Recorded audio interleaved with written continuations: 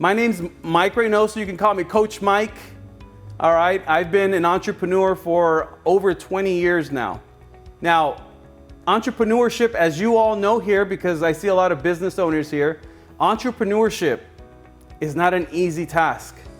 All right, it requires a lot of learning and a lot of failing. Right? There's a lot of challenges that come with entrepreneurship. So today's lesson is going to help you in certain areas to help you get by some of those challenges that we deal with. All right, so let's get right into this. Okay, if you want your team to be efficient, if you want them to get the job done, and you want them to listen to you and respect you, you need to be likable. There's certain traits that you need to develop, which I'm going to go over today, to be able to have that kind of influence in your team. All right, especially as you're growing your team, as you're growing your business, you need to have more and more influence. The greatest leaders run teams by having influence over their teammates, over their employees, right? Over the people that are running their company. So get ready to take some notes. If you're someone who wants to grow as a leader, if you're someone that wants to grow your business, if you're someone that wants to become more likable as a boss, as an individual, you're gonna learn some great tips here in this course. Be friendly and positive. All right? Who likes when someone walks into a room and brings in negativity? Nobody likes it. You feel it. When somebody walks in and they have this negative energy, you feel it. It feels ugly, all right? It almost brings down all of the energy inside of an office or any place that you go. Right? So as a boss, we need to be friendly. We need to be consistent with that. All right? You want to come in and greet all of your employees, your teammates, greet them by name. Obviously, if you have a smaller office, it's a little easier, right? You're more personal, especially those small businesses. And I'm assuming there's a lot of small businesses here with offices with maybe 2 or 3 people in the office. For companies that are much bigger, obviously this is a much harder skill to build because there's a lot of names to remember. Okay, so it's a skill that needs to be developed. Be approachable and have open accessibility. Always be open. Have you ever heard, I believe in an open door policy, where my door is always open to all the employees that come in, right? For them to come in. Open door policy, super important in any workplace. This gives your team, your employees, that sense of, wow, I can really just go talk to my boss at any time, tell them how I'm feeling, tell them what kind of issues I'm dealing with, maybe share some ideas that I have for my sales job or for my customer service job. Whatever job that they're doing, having that open door policy is super important. Compliment your employees. You know, hey, you did a really good job at closing that deal the other week or last week. That was phenomenal. You did a really great job. I just want to congratulate you because you're doing phenomenal, right? Every so often, throw in a couple of compliments. You know, hey, I really like what you did with that report the other day. That report really helped me, right? These little compliments, they go a long way. Be patient, set time aside for your people. You have to be very patient. There's so many times that I've had people tell me, wow, Mike, you're so patient. You make a really good teacher, right? And teachers are very patient because you gotta remember, there's a learning curve in everything that we do. And through learning, we need to learn to be patient for those people to learn and understand what we're trying to teach them, okay? So be patient. People are always learning, especially when you put them in new positions with new goals. If they're trying to understand a new product or a new service that you're offering, you gotta be patient and allow them to understand it, to learn it. That patience will give them confidence. It'll make them feel like, all right, I'm gonna make this happen because, hey, listen, you know, Suhei is being very, very patient with me. And I know she wants me to really understand what I'm doing here. So I'm gonna learn faster, or I'm gonna try to get this a little bit faster, right? I'm gonna try to do my best. So 86% of employees believe that if they like their boss, they are more productive. I just shared that with you guys, right? So be friendly and positive. Okay, if think about this, 86%, that's almost everybody. So it's a very small percentage that doesn't think, having a likable boss. Very, very small percentage. If they don't have a likable boss, that they won't be more productive. These are the high performers. These are the people that don't really need that. These are the people that are just naturally high performers, so they don't really need anybody to make them productive.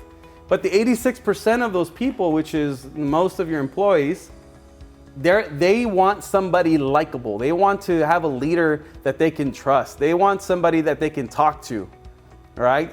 The trust is probably the most important part here, right? Creating that trust level with your employees is going to be the key to really having that productivity just increase inside of your office, inside of your business, and you'll start seeing a lot more growth. This, guys, be available, dependable, and reliable. Reliability, somebody you can rely on. Dependable, somebody that you can depend on, somebody that if I go to this person and I ask them, hey, I need help with this, that they're going to be able to help you out. Dependable, right? And available. How are they going to come to you for something that they need when you're not available, when you're too busy, right? You need to be available at all times. Yes, there's times where we need to put our head down and work, right? But you let your team know. Let them know, like, hey, listen, I'm gonna focus because I have to make sure we have this, we have to hit these goals, but you let your team know so that everybody is on the same page. If you're not gonna be available for a certain amount of time, let your team know. Be clear. Be clear with your availability. If you can't be available, be clear. All right, guys? Listen to your employees, be approachable, be open to your employees' opinions and value them.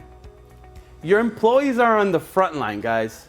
They're on the front line, meaning they're the ones that are dealing with the day-to-day stuff. What does that mean for you as a boss, right? As someone who's running a company. If your people are on the front lines, they're dealing with the problems that are coming up in the moment, meaning they're gonna come up with ideas to solve them. But if they don't come tell you those ideas, then you're never gonna be able to implement newer ideas. So it's important to allow your employees to give you opinions about how they can improve their daily work procedures, routines. They want to share with you, like, hey, look, I want to change this because I dealt with this client the other day and I noticed that they were asking a lot of questions about this and I didn't have the answers, so I had to search for it, but I think maybe we should have a script, right? So now your employee just figured out a solution for you. Now it just has to be implemented. So when you value them for that, when you value them for that opinion, for that idea, they're gonna feel more prone to give you more ideas and to be more productive, all right? Very important. Transparency is key. Be as transparent as possible. Communication.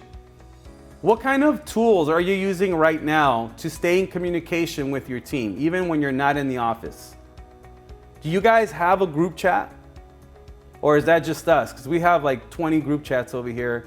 We have different projects going on, but we're in communication with all of our different teams.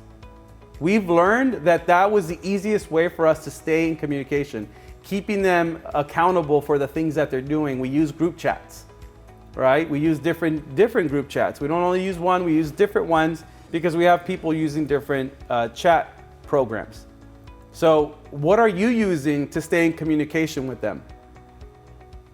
That's important. That's one thing. That's not on here, but that is one thing that's important, that kind of communication. Especially as your company's growing, sometimes you need to step out of the office. Sometimes you need to go and do things that require you to leave the office and your team stays behind. And how are you staying in communication with them?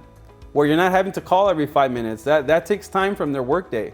A text message saying, hey, how's it going? Did you make that phone call? Or hey, how's it going? Were you able to follow up with that person? Little reminders like that keep your team accountable for what they're supposed to do really makes a big difference. All right? You're probably thinking, well, yeah, it's common sense. Yes, but you got to practice it and understand that these are the little things that are going to take your business and it's going to keep that communication open with your employees. They're going to enjoy, they're going to like that. You're not micromanaging. You're just, hey, I'm here. I'm not in the office, but I'm here. You can message me at any time, right? You're still accessible. All right. Transparency and trust, right? It's important to hear the input from your employees. All right. When employees thrive, the line of communication, if it's open, right, between management and staff, it's the truth. If you have that open communication line between your management and your staff, if that line is constantly open, you're constantly growing as a team, right? If that line is closed, then the manager is not really paying attention to what this person's doing because they're not coming with issues, they're not coming with ideas, they're not coming with concerns, right? Because the line is cut. So the management needs to have that open line at all times. All right, always ask for your employees' feedback.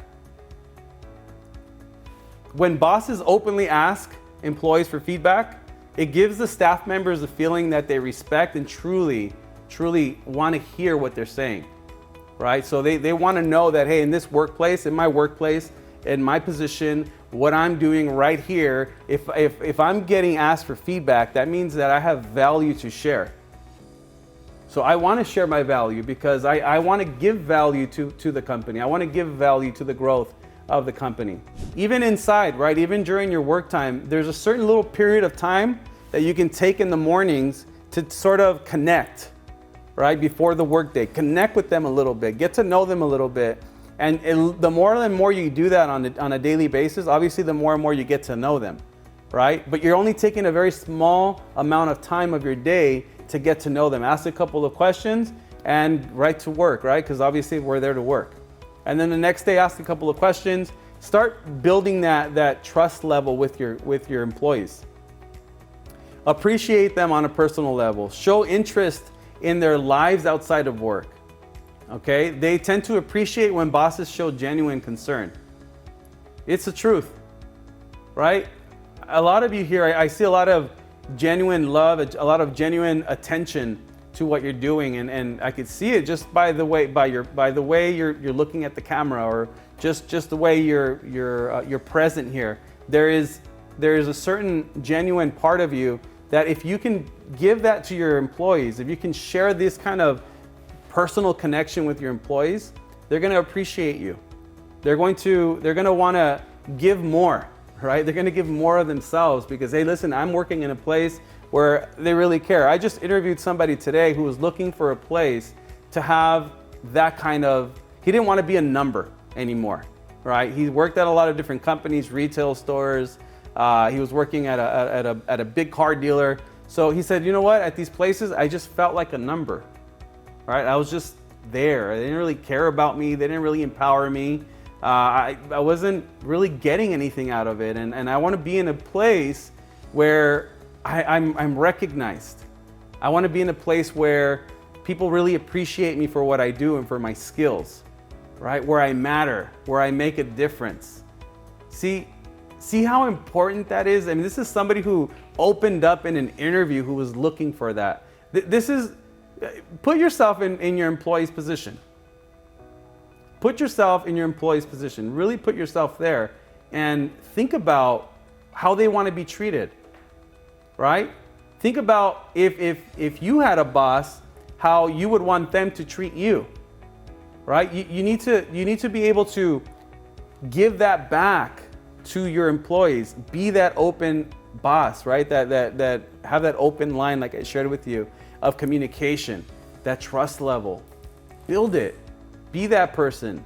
Be better as a boss. Be better as a person. Be more positive. Communicate. All these things that we're learning today, these are little habits you can start building in your own leadership on a day-to-day basis that's going to make a big difference in your work environment. But that's it for me today. If you guys want to follow me, if you guys don't follow me, it's Mike Reynoso. follow Nowrise Business, and then follow this guy right here at It's Richard Martinez on Instagram. Thank you guys so much for being here today.